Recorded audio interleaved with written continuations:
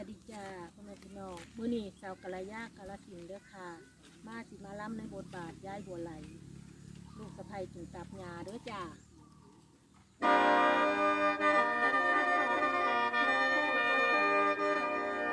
ล่ะพี่น้องเอ้ยล่ะยายบัวไหลพอได้ฟังคำเว้าลูกชายจ้าตาต่อแม่ว่าแม่เอ้ยว่ามาขอเลือกแม่เจ้าสั่งมาเว้าบ่แม่นของบอกแม่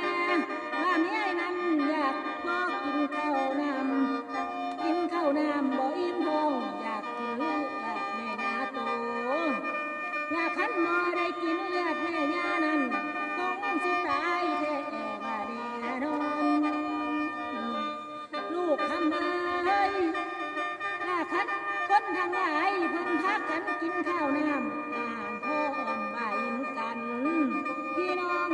เอ้ยละบาปลูกชายนอกของคอยคือมาจ้าเว้าบ่แม่นเว้าบ่แม่น